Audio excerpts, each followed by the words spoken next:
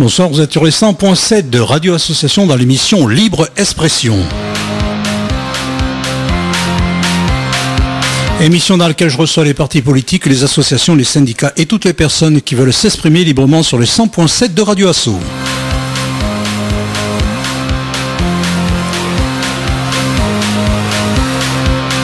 Ce soir, mon invité, il s'agit de Monsieur Mardegan, qui est candidat à la députation de la première circonscription du Tarn-et-Garonne et qualifié pour le second tour.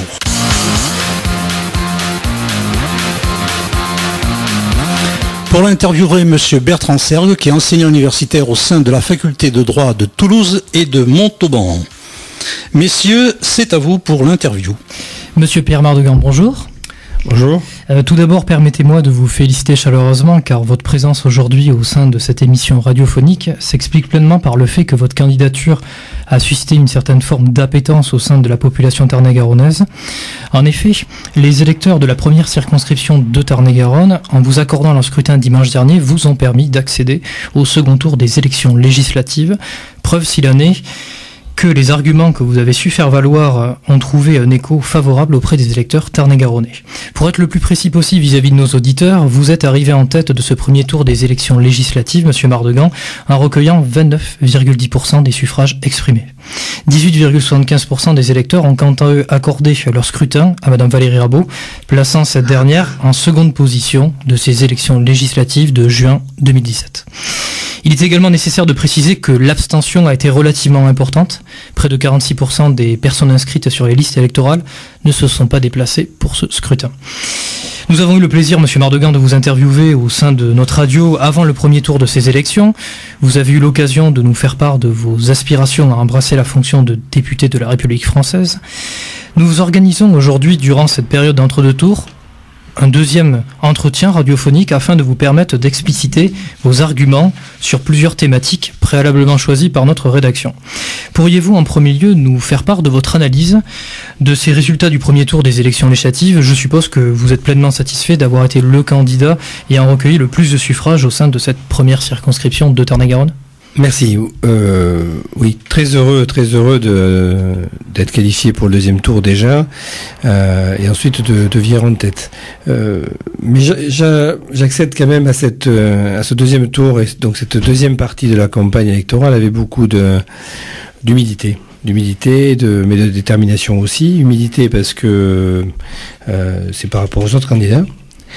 Si je suis qualifié pour le deuxième tour, c'est parce que tous les candidats nous ont obligés à être meilleurs pour pouvoir se qualifier, donc on a bien travaillé. Et un candidat n'est jamais seul, c'est l'équipe de campagne aussi qui a beaucoup travaillé. C'était une belle campagne électorale. On n'a pas fini puisqu'on repart là au travail.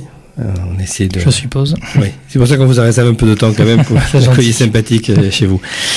Deuxième remarque, au-delà de la satisfaction, mais on s'arrête pas là puisque vous l'avez dit, on est dans la deuxième partie de la campagne.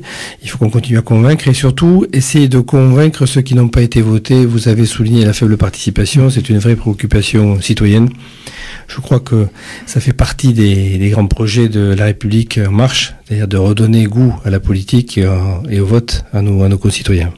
C'est vrai que ce taux d'abstention a été relativement élevé, d'ailleurs le plus élevé de l'histoire de la Ve République. Comment justement redonner le goût aux gens vis-à-vis de la politique et également d'aller voter donc?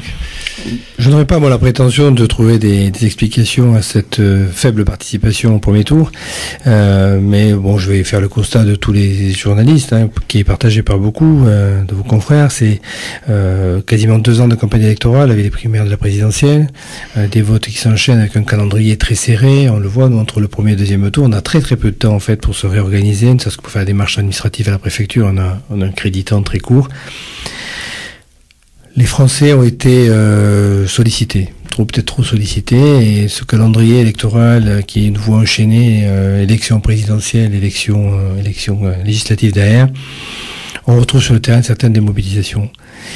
Il n'y a pas que ça après. Est-ce que les Français se retrouvent aujourd'hui dans les politiques? Je ne suis pas sûr. C'est professionnel, cette professionnalisation de la politique. Ils l'ont bien exprimé au cours de la primaire de la présidentielle, en débarquant des leaders charismatiques de droite et de gauche pour changer complètement. On est en plein changement politique, on est dans une nouvelle recomposition, nouveau paysage, nouvelle personnalité. Peut-être que ce qu'a proposé Emmanuel Macron aussi va plaire, c'est-à-dire il a tenu ses engagements concernant la composition de son gouvernement, avec la moitié de responsables de la société civile, amener cette touche peut-être société civile au milieu de politiques professionnelles, certains faisaient ça à l'époque depuis toujours, va amener du changement afin que les Français se retrouvent dans les hommes et les femmes politiques qui les représentent et s'y reconnaissent. Et comme vous le savez, devenir donc député, c'est une immense responsabilité. Il s'agit d'une fonction qui vous honore et qui vous oblige. Vous serez amené à voter la loi, à contrôler l'action du gouvernement. Quel parlementaire serez-vous durant cette 15e législature ? Quelle conception avez-vous des prérogatives inhérentes à la fonction de député ? La fonction de député, elle a deux volets. Un volet local, la circonscription, si je suis élu, avec les électeurs, au contact des électeurs qui m'auront élu et des élus, sur des dossiers prioritaires, on y reviendra peut-être tout à l'heure au cours de l'interview. Et la fonction nationale où on se comporte en législateur, puisqu'il faudra participer à l'élaboration et au vote des lois. Appartenir au groupe majorité du président de la République, s'engage des devoirs, mais s'engage aussi quand même certaines réflexions. C'est-à-dire qu'on soit capable de dire ces choses comment on les ressent et comment on les voit. Aujourd'hui, j'entends ici et là, et je lis aussi que cette majorité absolue qui sera accordée au président Emmanuel Macron... Ça, c'est souvent critiqué, justement. Qu'est-ce que vous répondez à ça ? Oui, c'est critiqué parce qu'on parle de majorité entre guillemets surpuissante. Elle était plus surpuissante en 2012, rappelez-vous, monsieur. L'Assemblée nationale, majorité absolue, le Sénat, majorité absolue, en 2012, quand le président François Hollande. Oui. Ouais. Le Sénat, majorité absolue. Et le absolue. Sénat, c'était en 2014, si je ne me trompe pas, après que le Sénat ait basculé. C'est un renouvellement, mais en 2012, c'est majorité absolue à l'Assemblée nationale, majorité absolue au Sénat. 20 régions sur 22 sont à gauche. La plupart des conseils généraux qui sont devenus départementaux entre-temps, les grandes villes de France aussi, les pleins pouvoirs ont été donnés dans cette surpuissance. Pourquoi, en fait ? Pourquoi ? Parce que quand j'en ai discuté encore en débat ce matin avec Mme Rabault, le bilan sur le chômage, sur le pouvoir d'achat, sur le développement des entreprises n'est pas celui qui était promis au départ. Justement, on va revenir par rapport à cette thématique, lutte contre le chômage, etc. Pour être exact, il y aura 6 thématiques qui vont être abordées durant cette interview. La première, ça sera l'emploi, la lutte contre le chômage. La deuxième, la fiscalité, le pouvoir d'achat, les retraites. Enfin, la sécurité, la lutte contre le terrorisme, l'agriculture et l'écologie, la jeunesse et l'éducation. Nous terminerons par la santé, la protection sociale. Nous allons nous intéresser tout d'abord à vos engagements en matière de lutte contre le chômage. Pour rappel, un peu moins de 10% de la population active en France est à la recherche d'un emploi, soit près de 3 500 000 personnes. Et si nous y ajoutons les individus qui ont une activité de travail réduite, ce chiffre atteint les 5 500 000 personnes. Ces statistiques n'épargnent bien entendu pas les Tarn-et-Garonnaises et Tarn-et-Garonnais. Notre département doit faire face aux mêmes enjeux de lutte contre le chômage que ceux présents au niveau national. Quels engagements formulez-vous, Monsieur Mardegan, en votre qualité de potentiel futur parlementaire, pour endiguer ce véritable fléau qui gangrène nos sociétés contemporaines ? Avec une remarque complémentaire pour notre département et notre circonscription, c'est l'augmentation régulière de la démographie. Et de l'INSEE, vous le savez... un des départements d'ailleurs qui a une croissance démographique extrêmement importante. Hein. Nous qualifie de plus de 3000 habitants supplémentaires par an depuis 2006, je crois. Donc, il y a cette augmentation de la population pour laquelle il faudra faire face, bien sûr, avec tous les problèmes que ça pourra, si ça peut être anticipé avant, ça pourrait créer, notamment dans le domaine de l'emploi, puisque c'est la question que vous soulevez. Je crois que le président Macron, dans son projet, dans sa programmatique politique, l'a bien spécifié. Il va falloir relancer la formation pour la recherche de qualification, pour ne laisser personne au bord du chemin. Nous avons aujourd'hui des secteurs économiques en Tarn-et-Garonne, puisqu'on va revenir à l'action locale du député, qui marche bien. On sait qu'on a un dynamisme d'entreprise qui fonctionne. Il faut aller au-delà. Il faut rendre la fiscalité plus douce, plus agréable, pour essayer de convaincre les entrepreneurs de venir s'installer chez nous et donc créer des emplois. Il faut ensuite être capable de proposer à ces familles qui vont venir s'installer et qui vont venir travailler chez nous un système éducatif, scolaire, donc qui corresponde à tous les niveaux d'exigence qu'ils pourraient retrouver dans la grande métropole toulousaine. Et bien sûr la santé, vous en avez parlé, savoir comment on va être soigné. En sachant que on vit à côté de l'influence très très forte de la métropole toulousaine. Mais le département du Tarn-et-Garonne a aussi quand même cet effet attractif, pour toutes les raisons dont on a déjà parlé. Donc je crois que l'emploi, ça va être bien sûr valoriser déjà notre département, faire venir des entreprises en ayant une fiscalité attractive, pour commencer, et puis toutes les mesures qui peuvent se mettre en place autour. Justement, vous tendez la perche par rapport au thème de la fiscalité, du pouvoir d'achat et des retraites. L'imposition en France regroupe l'ensemble des taxes, redevances, contributions et cotisations sociales auxquelles les administrations publiques françaises soumettent les personnes physiques et morales. La France fait partie des pays qui exercent une pression fiscale importante. Les prélèvements obligatoires sont parmi les plus élevés des pays développés et membres de l'OCDE. Ces taxes pèsent sur la compétitivité des entreprises, vous l'avez dit, mais également sur le pouvoir d'achat des ménages. Vous, en tant que député, quelles seront vos priorités en matière de fiscalité ? Fiscalité d'entreprise, vous en avez parlé. Le président Macron a promis de passer de 35,5% à 25% de fiscalité sur les entreprises. C'est déjà un geste très fort pour redonner de la souplesse et libéraliser, c'est comme ça qu'il s'exprime, les énergies autour de l'entreprise. La fiscalité, dans son deuxième grande axe, c'était redonner du pouvoir d'achat aux Français moyens. Quand je dis moyens, c'est bien sûr c'est les salaires moyens. Ils étaient trop taxés ces dernières années, les Français ? Par exemple, oui, la suppression de la taxe d'habitation va redonner du pouvoir d'achat. C'est évident du jour au lendemain, sachant que la suppression de la taxe d'habitation, associée à la diminution des prélèvements des charges sociales sur les salaires, chômage et maladie, va redonner forcément plus de pouvoir d'achat pour des salaires modestes. Et est-ce qu'il n'y aura pas peut-être d'autres mesures en dehors de cette taxe sur l'habitation Alors, il est question aussi de redéfiscaliser les heures dans le cadre du travail supplémentaire, ce qui est une très bonne chose. Sous Nicolas Sarkozy, d'ailleurs, voulu par Nicolas Sarkozy à l'époque. Qui a été supprimé par le président Hollande. Ça, c'est un exemple de ce qu'il ne faut pas faire en politique. Il y a des bonnes mesures qui sont faites par un camp politique, le deuxième camp qui arrive derrière, supprimer parce qu'on a voulu faire l'anti-Sarko primaire. Ça n'a pas de sens. D'accord. Également, passons à la thématique, si vous le voulez bien, sécurité et lutte contre le terrorisme. La sécurité ainsi que la lutte contre le terrorisme figurent parmi les thèmes qui reviennent avec constance dans l'actualité politique. Le sentiment d'insécurité permanent pèse sur nos concitoyens et la réponse à cette situation fournie par nos représentants se doit d'être à la hauteur des exigences que cette question suscite. Arsenal législatif visant une réponse pénale adaptée, prévention et réinsertion, solutions face aux évolutions de la délinquance juvénile, lutte contre le terrorisme sont autant de thématiques qui viendront nourrir les débats au sein de l'Assemblée nationale durant ces prochaines années. En votre qualité de député de la République française, quelles seront vos priorités au sujet du renforcement de la sécurité sur le territoire national ? Des mesures ont été annoncées dans le programme et la création de 10 000 postes policiers et ou gendarmes pour renforcer d'une part les services de police de proximité, mais aussi le renseignement. Ça, c'est une première mesure phare du projet politique d'Emmanuel Macron, avec associé bien sûr de façon indissociable, c'est la modernisation des outils, et notamment la lutte dans la criminalité avec la lutte contre le cyberterrorisme. Parallèlement à ça, c'est, vous l'avez entendu la semaine dernière, c'est l'entrée de l'antiterrorisme à l'Élysée, avec la mise en place de ce comité national contre-terroriste.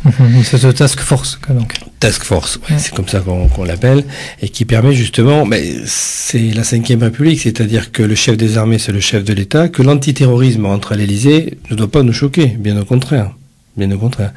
Et ça permettra au moins d'être un interlocuteur privilégié pour les autres pays, que ce soit les Américains ou les Anglais, qui luttent avec nous de façon intensive contre le terrorisme. Et la réponse pénale, elle vous paraît adaptée à la situation actuelle ? Souvent, on critique justement comme quoi il n'y a pas une réponse pénale assez ferme à l'encontre des délinquants ou autres, un certain laxisme. Par les amendes qui ont été proposées, c'est ça ? Oui, entre autres. J'ai envie de vous dire que pour la sécurité routière, ça marche bien. Donc on espère que sur les petits actes de délinquance, ce type de mesure peut avoir un impact bénéfique. Pourquoi ne pas l'essayer ? Mais également, sous le quinquennat précédent, il y avait beaucoup de critiques qui étaient mises à l'encontre de l'ancienne garde des Sceaux, Christiane Taubira, par rapport à son laxisme supposé. Est-ce que justement, vous, en tant que législateur, ça serait une priorité pour vous de renforcer l'arsenal pénal contre les délinquants de droit commun, par exemple ? Oui, en particulier, oui. Oui, ça serait une priorité. D'accord. Également, nous allons aborder dès à présent l'agriculture et l'écologie. Les articles et reportages sur le suicide des agriculteurs prolifèrent depuis quelques années, preuve d'un désarroi marqué au sein de cette profession. De plus, ces activités humaines utilisent une emprise foncière croissante sur la planète. L'agriculture moderne a un fort impact environnemental et éco-paysager. Peut-on concilier, selon vous, production agricole et respect des contraintes environnementales et également quelle solution apporter à la souffrance des agriculteurs, activité professionnelle par ailleurs particulièrement représentée au sein du département de Tarn-et-Garonne? Merci d'aborder ce sujet qui sera une des priorités de mes actions prioritaires si je suis élu député, et ça dès lundi prochain. Pour mes amis agriculteurs du Tarn-et-Garonne, une priorité qui devrait être traitée sans délai. J'en ai parlé avec le ministre de l'Agriculture. Vous nous l'avez dit, vous allez aller voir le ministre de l'Agriculture. Voilà, je l'ai vu, il est venu la semaine dernière. Vous l'avez même vu d'ailleurs. Je lui ai remis le dossier que je viendrai récupérer la semaine prochaine pour savoir où ça en est. Il sait que je vais pas tarder à venir le voir. C'est réinstaller les zones défavorisées pour nos agriculteurs qui aujourd'hui, avec cette nouvelle cartographie, sont en danger. Il y a une centaine d'exploitations aujourd'hui qui vont perdre cette aide de l'État, qui représente entre 10 et 15 ou 20 000 euros en fonction des entreprises ou des exploitations agricoles, et qui les mettent vraiment en danger. Ça rejoint un peu ce que vous disiez à l'instant, sur le risque de burn-out de de propriétaires de certaines exploitations. Premièrement. Deuxièmement, ils n'ont pas besoin d'aide de l'État. Tout ce qu'ils veulent, les agriculteurs, c'est vivre de leurs produits, vivre de leur propre travail. C'est-à-dire qu'on puisse retravailler sur les marges de production, quelle que soit leur production, et qu'ils puissent récupérer ce volant qui leur permette de vivre sans solliciter les aides de l'État. Deux, vous en avez un petit peu parlé en parlant d'écologie, d'agriculture, bien forcément, c'est indissociable. Et aujourd'hui, quand on discute avec nos amis agriculteurs du Tarn-et-Garonne, ils sont prêts à travailler dans ce cadre-là, ils le font déjà. Mais peut-être c'est pas assez su ou dit. L'eau, c'est l'enjeu à venir pour notre planète, pas que pour l'agriculture, pour nous, et puis c'est le médecin qui vous parle. Sans eau, c'est pas possible. Sans eau, il n'y a pas la vie, tout. Je peux revenir sur les souvenirs douloureux de Sivens, mais les bassins de rétention d'eau, aujourd'hui, je crois qu'il faut qu'on ait une gestion de l'eau avec une vision beaucoup plus moderne dans l'avenir, d'une part pour l'agriculture et puis pour nos besoins quotidiens. Ça, c'est important. Dernier point, c'est la PAC qui va être revue en 2020, c'est-à-dire que pour nous, députés, si j'en fais partie dès lundi, on va commencer à bosser de suite là-dessus. D'accord, donc la politique agricole commune. Oui, c'est ça, pardon. Et les aides de l'Union européenne. Oui, excusez-moi. Je précise par rapport à nos auditeurs. Oui, je m'emballe. Même si tout le monde le sait. Et je parle avec c'est le défaut du médecin, ça. Donc du coup, la PAC, ça sera vraiment une de vos priorités justement sur le plan de l'Union européenne, une priorité du président Macron. Oui, il l'a dit, et puis dès lundi, on sera derrière lui pour bien sûr défendre le secteur agricole. Pour revenir sur le Tarn-et-Garonne, vous le savez, c'est le premier employeur du département, c'est plus de 20 000 emplois dans l'agriculture. Autre chose aussi qu'il faudra faire, pour en avoir discuté avec eux il y a peu de temps, c'est qu'il faut redonner de l'attractivité à la profession agricole. Aujourd'hui, ils sont victimes un peu de leur image, on le voit lorsque les jeunes adolescents arrivent en fin de cursus, hésitent entre l'apprentissage ou une voie professionnelle. L'agriculture a besoin, en termes de com, et quand on a discuté avec eux, a besoin... quand on discute avec eux, on se rend compte qu'ils ont besoin de revaloriser leur profession en termes d'image, déjà pour redevenir attractifs. On a quelques pistes, on a pu travailler avec eux quand on s'est réunis la semaine dernière. Pardon, j'ai été coupé, donc c'est pour ça que j'ai un peu... Je vous en prie. Et justement, vous nous parliez de la PAC, c'est un sujet vraiment très très intéressant. Ce qui est assez surprenant, c'est qu'on le voit, les agriculteurs votent de plus en plus pour le Front National, alors que ce parti est anti-Union européenne. Pourtant, la PAC, justement, c'est une mesure qui provient de cette Union européenne. Comment est-ce que vous expliquez justement ce choix que font certains agriculteurs? D'ailleurs, on le voit dans la deuxième circonscription, le Front National est présent au second tour, pas dans la première, même si le score du Front National était quand même important, la première circonscription, troisième. Le candidat. Je suis content d'avoir éliminé le Front National. D'accord. Ça, c'est une satisfaction pour vous. Satisfaction, c'était un objectif politique qui n'était pas avoué, mais c'est vrai que c'était important pour nous, parce que pour moi, ce n'est pas la solution. Donner des conseils aux électeurs du Front National, c'est très difficile. Je me sens pas, ça serait prétentieux de ma part. Par contre, leur dire qu'aujourd'hui, en termes de sécurité, en termes de désespérance en milieu rural, puisque c'est ce que vous avez évoqué, le Front National ne représente pas la seule solution. En termes de sécurité, aujourd'hui, nous, on a des moyens, on a des choses qui sont proposées dans le programme présenté et porté par Emmanuel Macron. Et dans la désespérance de ce qu'on peut observer dans le milieu rural aussi. Je crois qu'aujourd'hui, le regard sur le monde agricole est en train de changer. Il était temps, si vous permettez. Parce que quand on les rencontre et qu'on va au contact, ça c'est une des richesses de cette campagne électorale. Moi j'ai mis ma vie professionnelle entre parenthèses tout autant de cette campagne pour faire des rencontres, de belles rencontres. Avec les agriculteurs, les commerçants, les ouvriers, les entrepreneurs. J'en oublie certainement. Et vous êtes enrichi justement de ces rencontres? Oui. Je crois qu'on en avait parlé lorsque j'étais venu la semaine dernière. C'est-à-dire que c'est une façon de docteur de travailler. C'est-à-dire j'écoute les gens, j'essaie de comprendre leurs attentes et faire un bon diagnostic pour pouvoir après proposer des mesures qui correspondent à ce qu'ils attendent.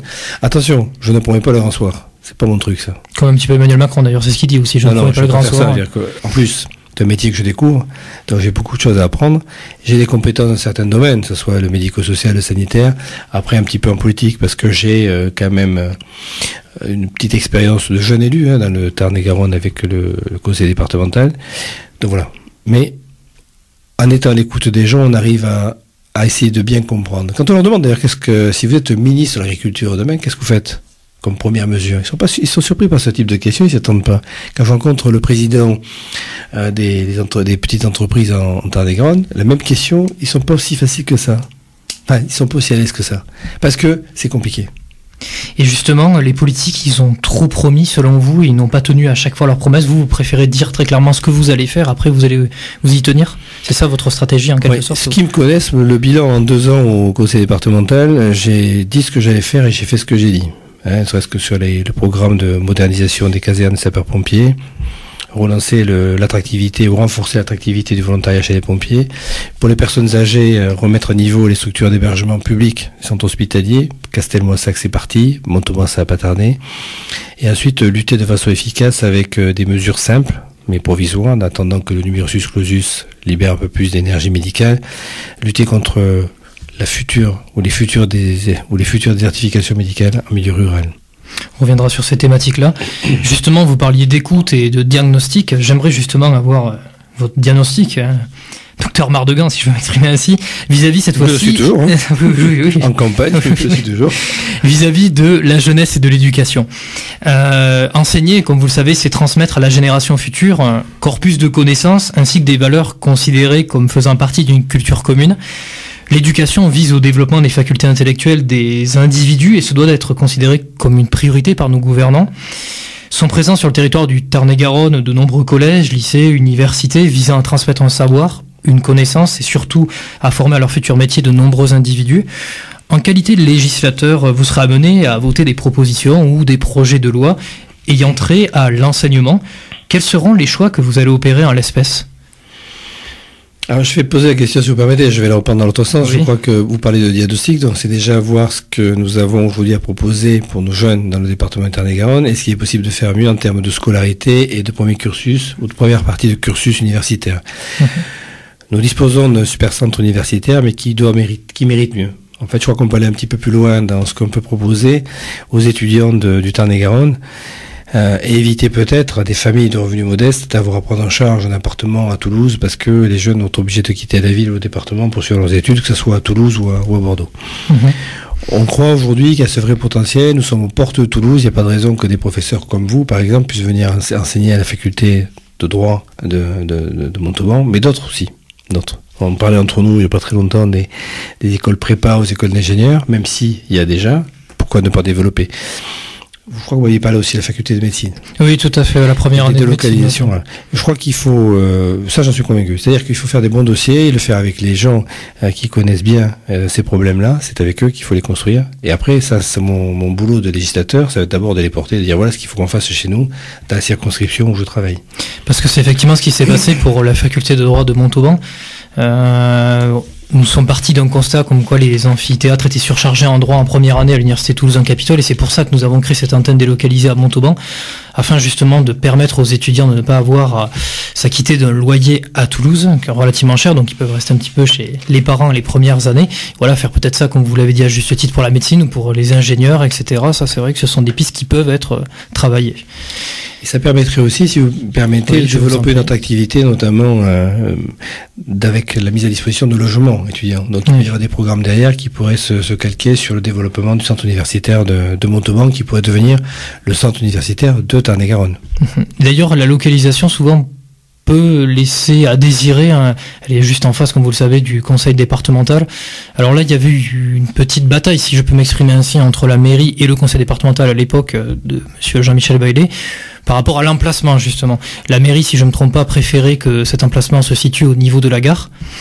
Et au niveau du conseil départemental, le président de l'époque préférait justement conserver ce centre universitaire juste à côté de ce bâtiment qu'est le conseil départemental. Quel est votre avis d'ailleurs en l'espèce ? Là, je m'adresse plutôt non pas aux futurs peut-être parlementaires, donc législateurs, mais en tant que membre du conseil départemental. lorsque nous avons été élus il y a 2 ans, c'est le premier constat que j'ai pu faire suite aux décisions qui avaient été prises par l'ancienne gouvernance. C'est un sujet qui me touchait de près, c'était l'école infirmière. Une école infirmière au centre universitaire, c'est un non-sens. Les métiers de la santé avec le métier de la santé. Sachant que la plupart des enseignants de l'école infirmière sont des médecins à l'hôpital. Donc le fait d'avoir l'école infirmière en 2019 au centre universitaire, c'est pas une bonne chose pour vous? Non, mais le coup est parti. C'est-à-dire que à ce moment-là, un financement département-région avait déjà été mis en place. Cette action avait déjà fait. Les financements partagés entre le conseil départemental et le conseil régional avaient déjà été mis en place, avaient des objectifs bien précis. Et moi, je me suis exprimé sur le sujet lorsque ça a été le moment de le faire, mais c'était un peu trop tard. Donc aujourd'hui, nous ne faisons que gérer des décisions qui ont été prises par la gouvernance précédente. Mais je suis complètement d'accord avec vous. Est-ce que l'emplacement là, sur le plan immobilier, est le meilleur qu'on ait pu trouver? Le coup est parti. Oui, c'est sûr. Après, c'est vrai que si on veut augmenter le nombre de formations, risque d'être un petit peu à l'étroit, si vous me permettez l'expression. Et c'est ça qui va être compliqué après, créer de nouveaux bâtiments ou comment. Ça sera des questions auxquelles vous allez avoir droit, vous, en tant que membre du conseil départemental, très certainement. Maintenant, nous allons aborder une thématique que vous affectionnez tout particulièrement de par votre profession de médecin, c'est la santé et la protection sociale. Quels seront justement les grands enjeux pour vous, Monsieur Mardegan, en matière de santé, auxquels notre pays va devoir faire face durant ces prochaines années? Un constat qu'il faut faire aujourd'hui, c'est la première fois dans l'histoire de l'humanité que 2 générations successives se trouvent à la retraite en même temps, avec une 3e génération qui arrive derrière, avec cette menace permanente du chômage au-dessus de la tête. Ce qui veut dire que ce vieillissement de la population, personne ne l'a anticipé, tant sur le plan de la démographie que pour y faire face en termes de consommation de soins.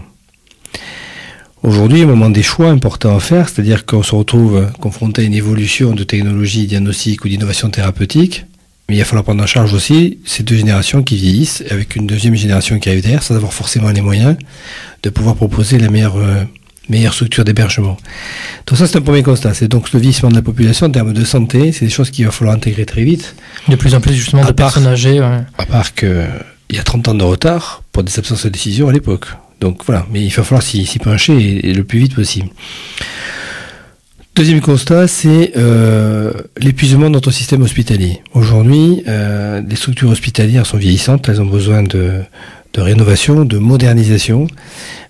J'ai souvent l'habitude d'employer ce mot qui choque un peu, parce que je suis médecin du service public hospitalier, vous le savez, je suis attaché à cette fonction-là de médecin public depuis toujours, et on voit l'outil hospitalier se dégrader.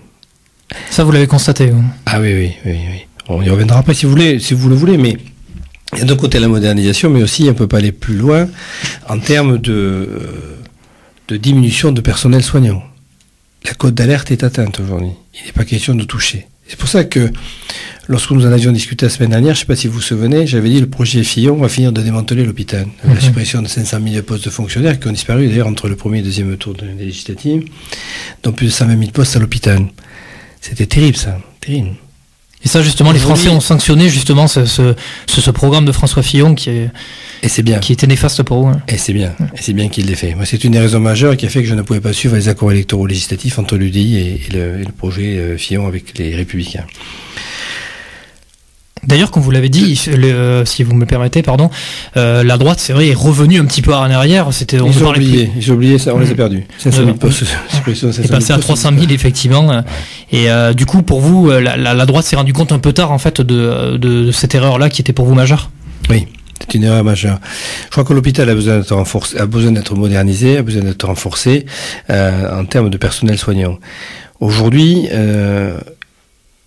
je sais pas, je pense qu'en donnant le chiffre de 70 à 80% des établissements hospitaliers publics en France sont en situation financière difficile, moins en termes de trésorerie, parce que la modélisation financière n'est plus adaptée à l'activité des hôpitaux. Cette modélisation financière, au départ, sur le plan intellectuel, je vais essayer d'être clair pour que nos auditeurs comprennent, était basée sur l'activité des hôpitaux. C'est-à-dire, en gros, plus vous avez d'activité, plus vous avez de revenus qui permettent de financer et votre fonctionnement et votre investissement. Or, on s'est rendu compte, c'était en 2003-2004, que la tarification à l'activité, c'est ça comme ça qu'elle s'appelle, a été installée. Pour que nos auditeurs comprennent bien, c'est que, Aujourd'hui, ce modèle-là, cette modélisation n'est plus adaptée parce que les évolutions technologiques font que, les évolutions des pathologies chroniques font que, le vieillissement de la population fait que. Donc il faut se repencher là-dessus, c'est-à-dire prendre le fonctionnement de nos hôpitaux avec les niveaux d'exigence qu'il peut y avoir et retrouver la splendeur du passé de notre système hospitalier qui est en train de s'altérer là aujourd'hui le plus vite possible. Mais il faudra prendre en compte tous ces 3 facteurs dont je viens de vous parler. Pour la vision de la santé, et juste, pardon, j'allais oublier de dire le plus important, c'est que Emmanuel Macron a proposé dans son projet 5 milliards d'euros pour la modernisation du tissu hospitalier. C'est unique. Et justement, cet argent, où le trouve-t-on en quelque sorte? Parce qu'on peut entendre vraiment ces besoins des hôpitaux en matière de personnel qu'on comprend parfaitement. Mais je me mets à la place un petit peu là de Valérie Rabault sur le coup qui était rapporteur général au budget. Elle vous aurait peut-être répondu, mais je ne sais pas où trouver l'argent justement. Avons-nous vraiment les moyens justement 60 milliards d'économies par an de fonctionnement de l'État. 60 milliards ouais. Par an. Après, qu'est-ce que ça va toucher justement? Quels membres de la fonction publique vont être touchés justement par ces économies? Ça, peut-être qu'il y a un manque en la matière de la part du président qui précise peut-être pas suffisamment. Pour les emplois de la fonction publique, il a bien été précisé par le président lui-même. Ça serait moins 120 000 postes sur la mandature, mais ce sont des postes non renouvelés. Mmh. Mais dans quel domaine justement? Dans tous les domaines, sauf dans la santé. Sauf dans la santé. Sécurité peut-être aussi. La sécurité sera épargnée. Sécurité, les emplois territoriaux. Enfin, il y a dans toutes les catégories professionnelles qui sont de la fonction publique. D'accord. Également, ce qui est lié c'est un petit peu, on va dire, à la santé, et puis également protection des Français, c'est la protection sociale, justement.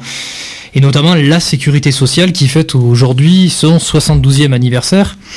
Au sortir de la Seconde Guerre mondiale, le gouvernement d'union nationale avait profité de la nécessité de reconstruire la France pour fonder un ordre social nouveau qui aboutit à la création, comme vous le savez, Pierre Mardegan, de la sécurité sociale. Les Français semblent particulièrement attachés à ce système qui les protège des conséquences d'événements ou de situations diverses pour être qualifiés de risques sociaux. Pour autant, le régime de la sécurité sociale est largement déficitaire et appelle très certainement à des réformes futures. Quels seront les choix que vous allez opérer, vous, en tant que parlementaire et peut-être futur parlementaire ou futur législateur, par rapport à la sécurité sociale, justement? L'objectif, c'est de maintenir ce système de protection sociale et de ne laisser personne au bord du chemin. Il n'est pas question de le transformer. Bien au contraire, les mesures dont je vous parlais tout à l'heure d'économie sur le fonctionnement de l'appareil État, c'est justement pouvoir renforcer des secteurs comme la protection sociale. On entend ici et là, où on lit que la protection sociale serait menacée, le système par le programme d'Emmanuel Macron. C'est tout le contraire. Tout le contraire. Et d'ailleurs, quand je dis ça, c'est rassurer aussi nos amis socialistes, nos amis des Insoumis, que le système de protection sociale, on se retrouve là sur ces valeurs-là. Exactement les mêmes. Protection du service social. Et pour vous, là aussi, pour faire le parallèle par rapport à ce que vous disiez, là aussi, François Fillon et donc la droite auraient pu porter atteinte justement à ce modèle de sécurité sociale? Ah, complètement. Complètement. Moi, je l'ai dit, répété. D'ailleurs, je ne sais pas s'il m'a entendu, ce serait prétentieux de dire ça, mais non, je plaisante, c'est de l'humour. Mais on l'a vu disparaître du jour au lendemain. Du jour au lendemain, entre la fin de l'élection présidentielle et le début des législatives, dans le programme législatif des candidats LR, UDI, il n'y avait plus rien. Et justement, ces candidats LR, beaucoup ont été battus au premier tour, d'autres sont passés au second tour. Ce n'est pas le cas donc dans la première circonscription. Thierry Deville a réalisé un score honorable, mais qui ne lui permet pas d'accéder au second tour. Ce dernier n'appelle pas clairement à voter pour vous ni pour Madame Rabault. Que répondez-vous justement à Thierry Deville et peut-être souhaitez-vous vous adresser aux électeurs qui sont aujourd'hui orphelins? Je pense que pour vous, ça n'a pas été une surprise. Que ni lui ni Madame Barège appellent à voter pour moi. Je me doutais bien. Mais après, pour les électeurs, d'après vous, quel choix vont-ils faire, justement, ces électeurs de droite, entre vous et Madame Rabault? Moi, j'ai envie de dire aux électeurs des Républicains, déjà, que le candidat des Républicains, entre le premier et le deuxième tour de l'élection présidentielle, n'a pas appelé à voter. C'est inacceptable. Aujourd'hui, je ne suis pas sûr que pour Emmanuel Macron, donc appelé pour l'élection présidentielle. Donc aujourd'hui, je ne suis pas sûr qu'il faille suivre ce qu'il donne comme consigne de vote ou qu'il ne donne pas. Il faut que les électeurs des Républicains sachent que ils sont les bienvenus chez nous. On est à la veille d'un renouvellement politique, d'une reconstruction politique. Les anciens partis politiques historiques sont en train de mourir dignement. On va les accompagner. Aujourd'hui, on va se retrouver avec des démocrates sociaux, progressistes. Ça va être ça les tendances. Des conservateurs, certainement, mais après des progressistes aussi de l'autre côté. Et ceux qui se reconnaissent dans ces mouvements-là, dans ce renouvellement politique, seront le bienvenu. C'est la même proposition d'ouverture que je ferai aux électeurs de gauche, que ce soit la France Insoumise ou les socialistes, et y compris les électeurs du Front National dont on a parlé tout à l'heure, en expliquant que le Front National n'est pas forcément que la seule solution. Le Front National n'est pas la solution ou le monopole de la sécurité. Non.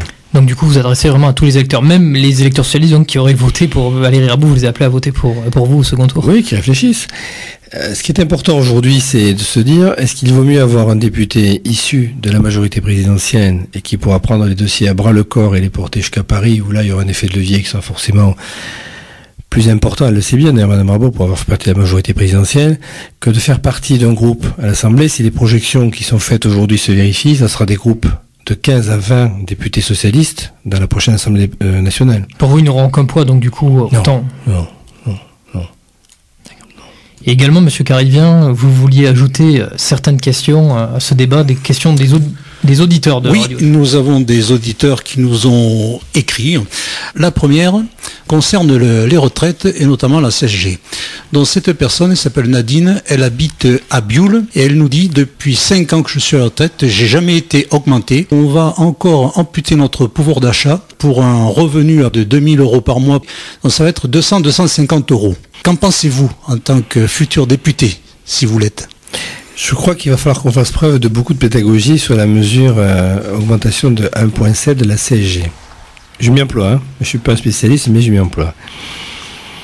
L'idée initiale, c'est d'améliorer le pouvoir d'achat en supprimant la taxe d'habitation. Donc déjà, un retraité, même de revenus modestes, va forcément voir son pouvoir d'achat augmenter puisqu'on va supprimer la taxe d'habitation, en fonction bien sûr de son volume d'habitation. Deuxièmement, Emmanuel Macron s'est engagé à relever de 100 € par mois le minimum vieillesse.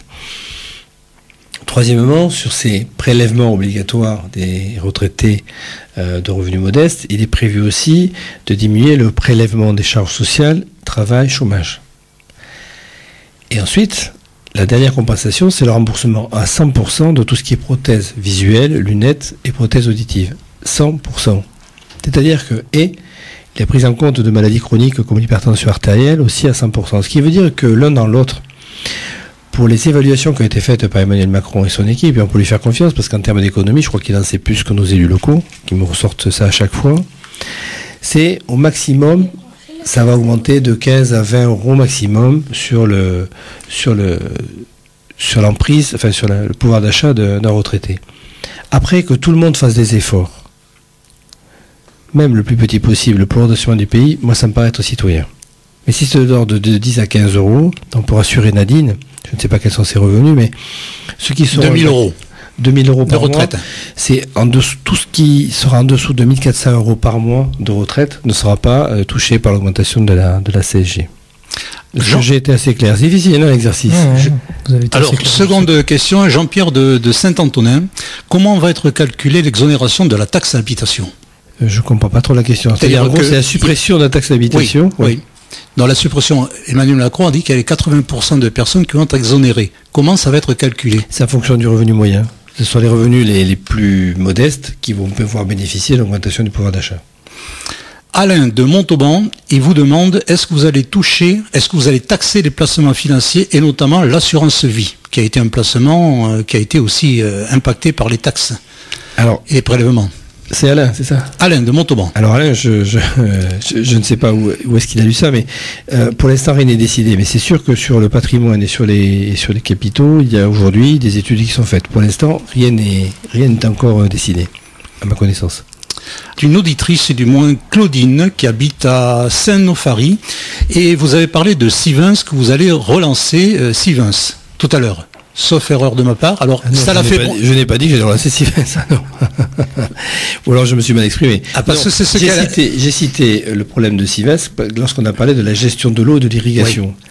Mais je n'ai pas dit que j'allais relancer Sivens. Je dis que le problème aujourd'hui, l'agriculture et notre vie de tous les jours en tant que Français devons prendre en compte la gestion de l'eau, et notamment l'irrigation pour les cultures.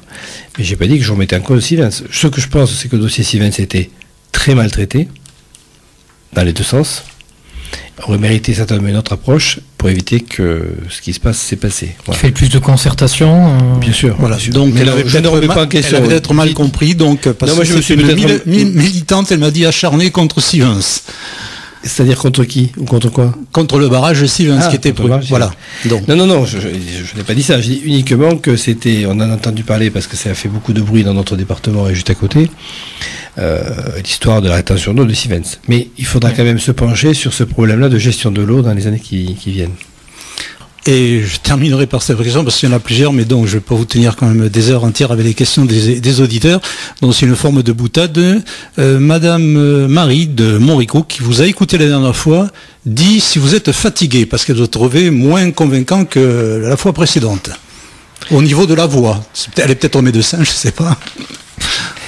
Fatigué, non mais j'ai la voix un peu dysphonique, c'est-à-dire à force de parler, parce que je ne sais plus combien d'interviews nous avons donné aujourd'hui, et d'entretiens et de rencontres, donc quand on parle toute la journée, il faut dire à Madame Marie, c'est ça? C'est ça, oui. À Marie une bonne nuit de repos pour ma voix, le reste on essaie de travailler encore le soir pour préparer les lendemains. Non, la forme est au rendez-vous, je m'étais préparé physiquement et psychologiquement à cette campagne électorale, qui est une belle aventure humaine. Déjà, ça m'a permis de vous rencontrer. C'était un vrai plaisir de revenir pour la seconde fois dans vos studios. Et de dire non à d'autres, d'ailleurs. Ça nous avait reproché d'avoir choisi Radio Asso, mais on a tellement bien reçu qu'on a envie de revenir. Alors, la question, c'est une question de ma part que je pose aux médecins. Je crains le pire avec vos questions de ma part. Est-ce que je pourrais juste rebondir par rapport à la question de notre auditrice sur la fatigue, etc. Justement, est-ce qu'une campagne politique, c'est vraiment fatigant? Par exemple, lors de la campagne présidentielle, Jean-Luc Mélenchon avait affirmé à la fin de cette campagne qu'il était vraiment épuisé. On se doute que c'est très fatigant. Comment vous l'avez ressenti justement, vous? Moi, bien, parce que je me suis préparé, je vous l'ai dit à l'instant. C'est-à-dire que physiquement, je me suis entraîné comme si j'allais faire un parcours sportif. Je me suis préparé il y a 6 mois, en sachant que j'allais me lancer à cette aventure-là et que j'avais pas le droit de faiblir, parce qu'on s'engage avec une équipe derrière, et ils sont très exigeants, parce qu'ils donnent beaucoup de leur temps. Ce sont tous des bénévoles, issus de la société civile, je vous l'avais déjà dit. Donc, par engagement et par respect pour eux, par respect pour les électeurs aussi, puisque la campagne, pour moi, forcément, elle est très courte, puisque les investissements, regardez, aujourd'hui, ça fait 1 mois que je suis en campagne. Et 1 mois, il faut essayer de faire ce que les autres candidats ont fait en 3 ou 6 mois. Donc je savais que cette épreuve serait physique, elle serait psychologique aussi, parce que les autres candidats, pas tous, mais certains, étaient inquiets de me voir arriver sur la ligne de départ, et donc il a fallu résister à ça aussi. Mais voilà, donc quand on se prépare psychologiquement, vous savez, j'ai un métier, moi, c'est le vrai stress, je l'ai dans mon métier. La politique ne me stresse pas. Et c'était quoi votre quotidien? Parce que bon, nous on vous a un petit peu suivi via les réseaux sociaux ou autres, mais nos auditeurs se posent peut-être la question, quand on est candidat à une élection législative, comment ça se passe concrètement? Tous les jours on se lève à quelle heure, on finit à quelle heure, etc. Alors il faut se lever très tôt, mais on se couche très tard, parce qu'après on discute beaucoup entre nous. Alors des fois c'est un peu festif aussi, donc il faut faire attention à ça, il ne faut pas non plus tout dramatiser. On se lève très tôt, on fait un planning semaine par semaine, et parfois ça bouge jour par jour et d'heure en heure, parce qu'en fonction des sollicitations. Au début on vous sollicite beaucoup moins que lorsque l'échéance du premier tour arrive et qu'on sent que vous pouvez être un des probables. Et donc là, les sollicitations sont de plus en plus importantes, quelle que soit la corporation professionnelle, on vous sollicite pour des rencontres, des rendez-vous. Après, il y a toutes les catégories professionnelles, il y a les élus qu'il faut rencontrer, il y a les conseillers municipaux qu'il faut rencontrer, et tout ça, ça se programme. Et après, il y a des imprévus qui se font avec l'arrivée d'un ministre qu'il faut caler dans l'emploi du temps qui n'avait pas été initialement organisé. Donc oui, c'est ce qui me manque le plus, moi, pour tout vous dire, c'est parfois dans les journées ce que j'appelle 1 heure de repos psychique. C'est-à-dire en gros, essayer d'avoir 1 heure pour penser. Essayer de prendre un peu de recul, se dire, hop, attention, qu'est-ce qui va se passer, qu'est-ce qu'on va dire. Et ça, cet espace psychique-là, que j'ai dans mon métier, je le préserve assez, j'y veille, j'arrive pas parce que, et depuis que nous sommes qualifiés pour le 2e tour, c'est lorsque je vais m'endormir ou lorsque je me réveille plutôt que j'aurai cet espace psychique. Alors oui, c'est une épreuve physique, je le savais parce que j'en avais discuté avec ce qui était passé par là, c'est une campagne législative, c'est une élection de niveau national, ça demande de l'investissement, pas que matériel, l'investissement humain. C'est une belle aventure humaine, oui. Pardon, du coup, je vous avais coupé, excusez-moi, monsieur. Alors, ma question s'adresse justement à vous, qui est médecin urgentiste. J'ai entendu dernièrement, c'est pas vieux, aujourd'hui à la télévision, qu'il y avait une nouvelle machine qui a été mise en service pour les personnes qui font des crises cardiaques. Il y en a très peu en France, puisqu'il n'y a que Paris, Lyon et Perpignan. Alors, si vous pouvez nous expliquer exactement cette machine portable, qu'a le SAMU en permanence maintenant dans les camions. Est-ce que sur le Tarn-et-Garonne, si vous êtes député, vous êtes médecin, vous allez justement pousser à ce que le département en ait une? Alors, il ne faut pas le présenter comme ça. Je ne suis pas technique, donc... Non, c'est une machine extrêmement technique. Alors, comment expliquer pour que nos auditeurs comprennent? C'est de la circulation extracorporelle. C'est-à-dire, en arrêt cardiaque, il faut qu'un chirurgien se déplace avec l'équipe du SAMU. Pour l'instant, ce sont des centres hospitaliers comme le SAMU de Paris, c'est-à-dire des CHU qui disposent de ce type de machine, qui avait déjà été expérimenté dans d'autres pays anglo-saxons, qui donnent de bons résultats. Oui. En fonction de l'origine de l'arrêt cardiaque, il y a plusieurs causes. Donc je ne vais pas vous expliquer ça là ce soir, c'est compliqué, mais c'est une machine qui ouvre de belles perspectives. Voilà, ça on peut aujourd'hui, parce que scientifiquement c'est prouvé. Des centres hospitaliers universitaires en disposent, comme le SAMU de Paris. Le SAMU de Paris est rattaché à Necker, CHU de Necker. Il faut attendre quelques séries pour pouvoir préjuger, savoir dans un deuxième temps. C'est une machine qui coûte beaucoup d'argent. Il faut du personnel formé pour être ensuite déployé sur l'ensemble du territoire. Même député demain, je suis pas sûr qu'en tapant du poing sur la table, on arrive à déployer, parce que c'est pas comme ça que ça se fait. Vous voyez ce que je veux dire? C'est pas uniquement une histoire de financement. Le député peut claquer des doigts et tant qu'il veut, il y a d'autres enjeux derrière. Là, c'est de l'enjeu médico-économique, c'est compliqué. Mais oui, ce sont des machines qui suscitent un véritable espoir de la récupération des arrêts cardiaques sans séquelles, parce que c'est ça aussi qui est important, c'est l'arrêt cardiaque, mais les quelques secondes qui suivent l'arrêt cardiaque, les premiers gestes de réanimation, ils doivent être faits. Et vous me donnez l'occasion d'insister là-dessus. C'est bien ces machines, mais si les premiers gestes de réanimation élémentaires n'ont pas été réalisés par le proche entourage, ça ne sert à rien. Tout sophistiqué que sera la machine. Ce qu'on appelle ce sorte de no-flow, pas de circulation pendant 1 à 2 minutes pour le cerveau. Et ce qui est essentiel pour nous, c'est faire de la réanimation cardiaque, mais sans séquelles neurologiques à la sortie de l'hôpital. On n'a pas de bon score encore, malgré les progrès des sapeurs-pompiers, des SAMU, etc. Il faudrait augmenter le nombre de formations. Oui, j'allais y venir. Merci de me poser la question. Bien sûr, j'étais avec les chasseurs il n'y a pas très longtemps. Ils sont extraordinaires, les chasseurs. Ils l'ont compris avant tout le monde. Ils font des formations aujourd'hui, pas pour l'accident de chasse, faire face à l'accident de chasse, mais pour faire face, comme par principe, leur activité de loisir les éloigne de toute base de secours. Il faut qu'ils soient de plus en plus autonomes. Donc, ils ont pris la balle au bon. Ils sont formés par les sapeurs-pompiers pour pouvoir pratiquer les premiers gestes qui sauvent. Un exemple, 2015, le Bataclan, de nombreux jeunes sont morts d'hémorragie dans la fosse du Bataclan parce que ce réflexe qui devait être citoyen de faire un point de compression parce qu'il y a une artère qui saigne aurait peut-être permis de sauver des dizaines de vies. On n'en sait rien, mais peut-être. Pour avoir discuté avec les médecins des colonnes du GIGN qui sont rentrés dans le Bataclan, qui assuraient leur cohorte et pas, mais ont pu distribuer des pansements pour arrêter les hémorragies, on se rend compte que si cette formation était généralisée, ça par contre c'est un truc que je ferais moi en tant que médecin de l'Assemblée nationale, pour ça qu'il faut rester médecin quand même, pour les questions qu'on me pose régulièrement ces derniers temps, pour expliquer à mes collègues députés que ça, c'est des choses sur lesquelles il faut légiférer. C'est-à-dire rendre obligatoire la formation au geste de premier secours. Nous, on a tenté une expérience modeste au niveau du SAMU de Montauban, SAMU 82, l'apprentissage des gestes de secours à des enfants de 7 ans. 7 ans. La performance, après 3 séances d'apprentissage, était exceptionnelle.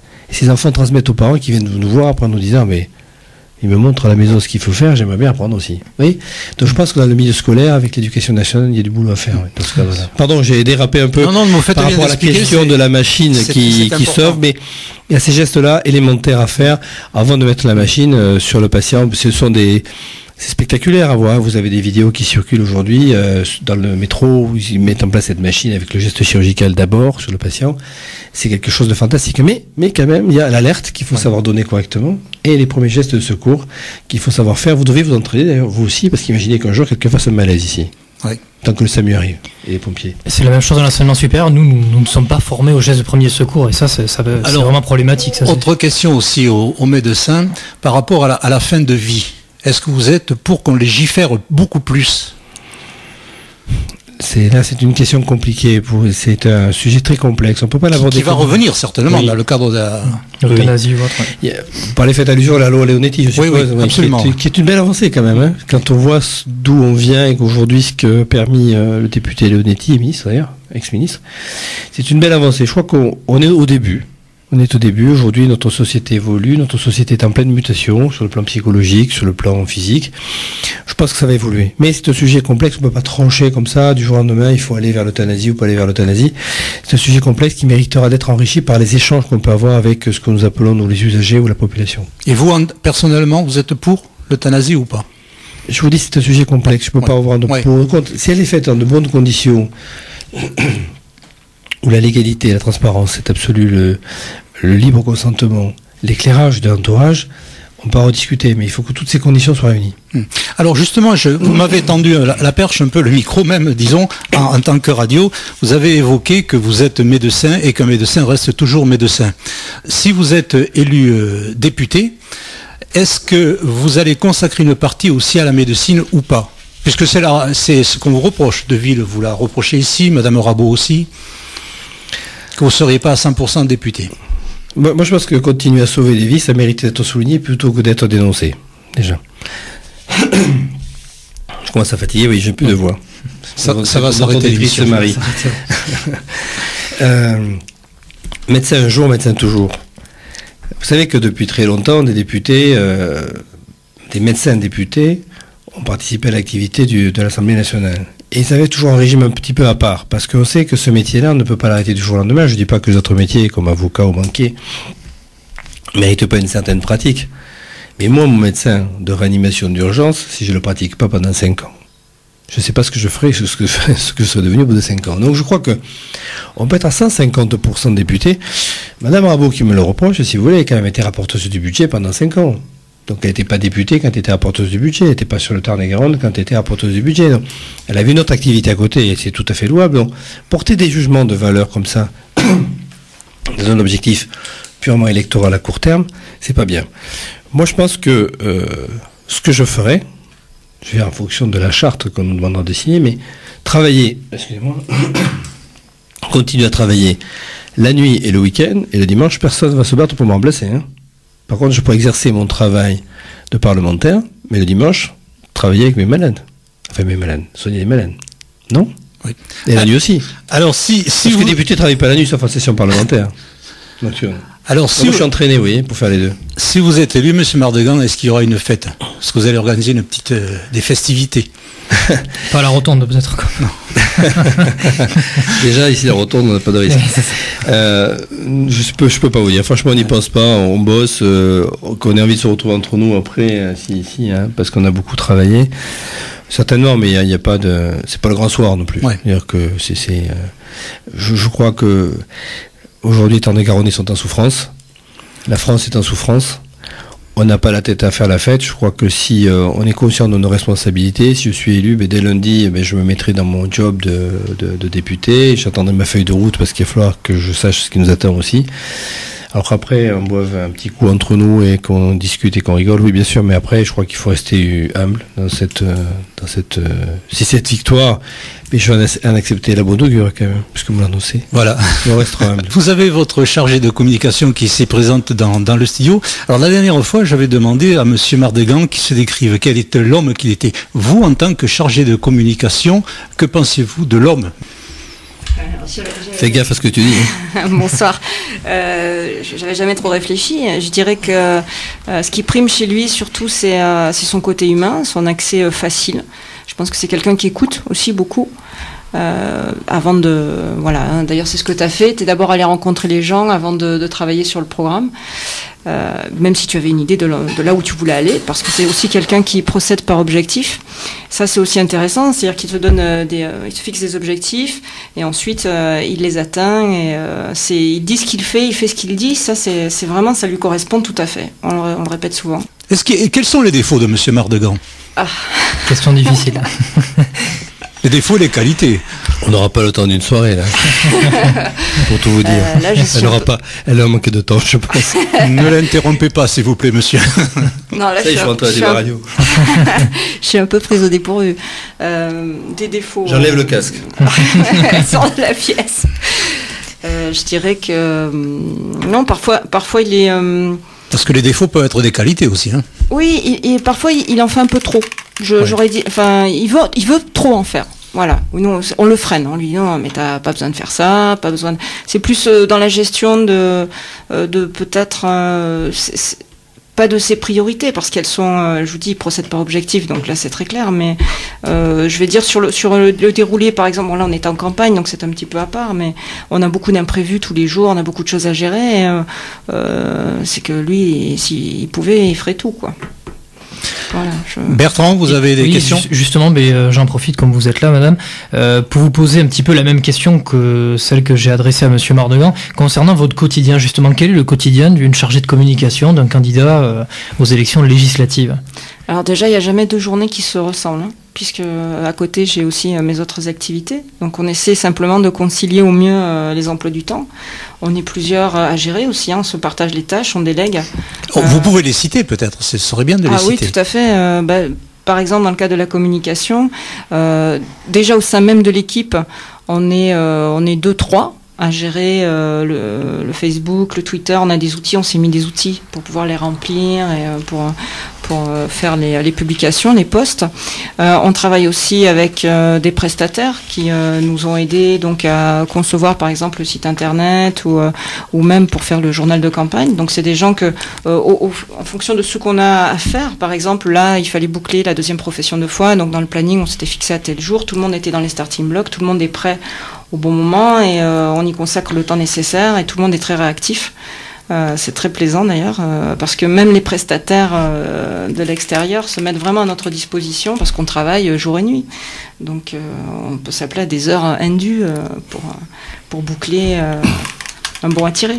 Et qu'est-ce que justement quels sont les éléments qui vous ont intéressé chez monsieur Pierre Mardegan pour vous dire, qui ont concouru au fait que vous êtes dit, tiens, j'aimerais être sa chargée de communication. Comment vous êtes-vous rencontrés justement dans le cadre professionnel? Comment ça s'est passé concrètement? Ça, c'est des questions que peuvent se poser les auditeurs. Parce que c'est vrai que c'est quelque chose qui n'est pas du tout banal.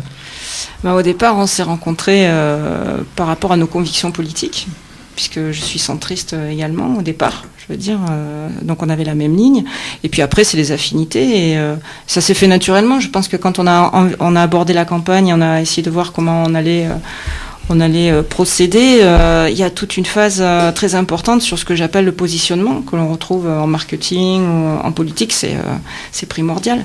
Donc il y a eu beaucoup de discussions, et puis ça s'est fait naturellement en fait. Je pense qu'il y a eu, il y a le reste de l'équipe aussi qui a largement contribué à tous les travaux, que ce soit le slogan, surtout, c'est un vrai travail d'équipe. Hein. Qu'est-ce qui vous intéresse justement dans la politique ? Le sens des autres. C'est la question que vous la posez à moi. Non. À tous les deux. Le sens des autres. Je crois que pour faire de la politique, c'est comme faire de la médecine. Il faut aimer les gens. Si on n'aime pas les gens, il ne faut pas se lancer là-dedans. Parce qu'il faut y passer du temps. Vous savez, moi, avec mon métier de médecin urgentiste, j'ai du mal à partir à l'heure. On parlait des horaires tout à l'heure avec Corinne. Tu parlais d'horaires indus, mais c'est vrai qu'il n'y a plus d'horaire. En campagne électorale, c'est un peu comme une garde, quoi. Ça déborde, on ne sait pas quand est-ce que ça peut s'arrêter, parce que lorsque vous avez fini votre temps de travail et qu'une famille vous tire par le bras, et docteur, est-ce que vous pouvez me donner des nouvelles, est-ce que vous pouvez voilà, on part pas, on peut pas partir. C'est-à-dire j'ai fini ma journée. Non, c'est difficile, mais ça on le sait lorsqu'on choisit ce métier, il faut avoir cette disponibilité, mais en retour, c'est un véritable enrichissement quand même. C'est un véritable enrichissement personnel, et c'est le sentiment que j'aurai, même si on échoue aux portes dimanche soir, c'est déjà pour nous le sentiment d'un immense profit pour nous-mêmes, ces rencontres que nous avons faites sur le terrain. Et vous, madame, pourquoi la politique ? En fait, qu'est-ce qui vous a intéressé justement dans la chose publique ? C'est-à-dire que je me suis intéressée à la politique avant d'être maman, mais le fait d'être maman a changé quelque chose. C'est-à-dire qu'on se dit, leur avenir est notre responsabilité. Donc c'est pour l'avenir de vos enfants. Ouais, tout à fait. Il y a une partie, je passe à l'action, et si on veut changer les choses, à un moment donné, ça passe par la politique. Et c'est pour ça que je trouve que le mouvement En Marche, et aujourd'hui la République En Marche, prend tout son sens, en tout cas pour les gens comme moi, ça répond à une vraie conviction, un vrai besoin et une vraie démarche. Également, j'ai juste deux petites questions pour terminer cette interview qui me viennent, qui ne sont pas des questions qui entrent pleinement dans le cadre des 7 thématiques que j'ai évoquées. Le mariage pour tous, on ne vous a jamais entendu par rapport à ce sujet et tout. Vous étiez favorable justement à l'union des couples de même sexe et à l'adoption également de ces derniers ? Oui, le mariage pour tous ne sera pas remis en question. C'était clairement dit dans le programme politique d'Emmanuel Macron. absolument. Et vous, à titre personnel, vous étiez favorable justement à cette réforme ou... Moi, je vais vous répondre différemment. Je pense qu'il y avait d'autres urgences à régler en premier pour le pays. Vous en avez parlé tout à l'heure, l'emploi, le chômage, tout ce qu'on a donc pu parler jusqu'à maintenant. Les réformes économiques, donc, avant les réformes sociétales. Non, je pense que ce sont des réformes essentielles, mais j'aurais peut-être pas mis ça dans le même ordre. Alors, c'est vrai que c'est une réforme qui aura marqué le quinquennat de François Hollande, et on peut le féliciter. Mais j'aurais fait d'autres choses en même temps, ou un peu avant. Mais oui, il fallait faire ça. De toute façon, c'est une évolution de la société et je crois que c'est important que le pays suive cette évolution.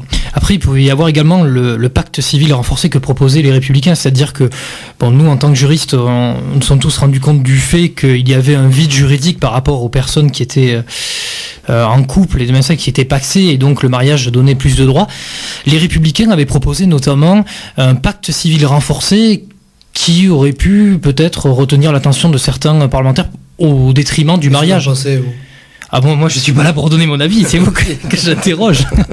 Et c'est plutôt vous, qu'est-ce que vous en pensez ? Je sais pas, je connaissais pas cette proposition des Républicains. Non. Parce qu'on aurait pu faire ça également, un pacte civil renforcé sans donner peut-être l'adoption aux couples de même sexe. Peut-être que pour vous c'est une nécessité absolue de...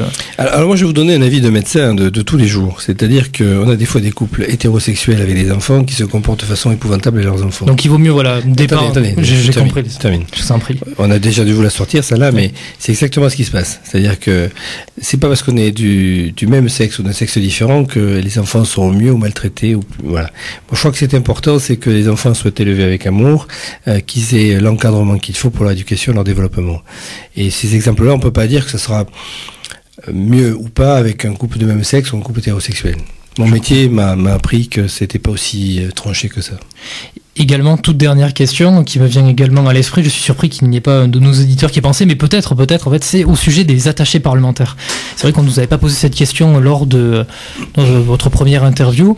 C'est vrai que la profession d'attaché parlementaire a été à la une de l'actualité, notamment par rapport à l'affaire Fillon, Bruno Leroux exactement, où justement les parlementaires, les députés notamment, recrutaient des attachés parlementaires qui étaient issus, pour certains, des membres de leur propre famille, etc.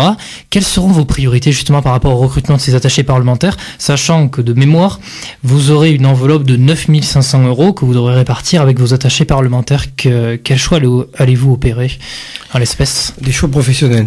C'est-à-dire que attaché parlementaire, Paris, département du Tarn-et-Garonne, pour tout vous dire, j'ai pas encore réfléchi parce que je me mets pas encore dans cette situation-là. Dimanche soir 20h, on en parlera avec l'équipe de campagne, mais avant on n'en parlera pas. Mais pour moi, il n'est pas question de reproduire des... je sais pas, pour trouver le bon qualificatif. Sur le plan moral, c'est pas bien ce qui s'est passé pour les Français, c'est pas bien non plus. Je crois que l'attaché parlementaire, c'est un vrai job. C'est un vrai job. Moi, je les ai connus quand j'ai travaillé pour le ministère de la Santé pendant 4 ans. C'est beaucoup de temps passé pour rendre l'action du député la plus efficace possible. Alors après, dans une famille, il peut y avoir effectivement une épouse, un fils qui développe des compétences, mais si c'est le cas, moi, ça m'aurait pas choqué, mais ça n'a pas toujours été le cas lorsqu'on a donné les fonctions d'attaché parlementaire. Moi, je joue sur la compétence, le choix serait sur la compétence pour être sûr d'avoir le mandat le plus efficace possible. Et quelles compétences justement ? Des compétences en communication, des compétences sur le plan juridique Oui, tout ça, oui. Ouais, juridique, communication, connaître le fonctionnement de l'appareil État, c'est pas ma spécialité. Savoir préparer les séjours à l'Assemblée nationale et les séjours aussi sur le terrain. Il y a une gestion de planning, on l'a vu là pendant la campagne, c'est quelque chose de compliqué. Pour être à l'écoute, à disposition et rester disponible pour les électeurs tarn-et-garonnais, il faut vraiment être bien organisé. Très bien. Voilà, Monsieur Mardegan, je vous remercie. Et si vous êtes élu député, je pense que vous viendrez faire régulièrement des points radio-association, vous informer de ce qui se passe.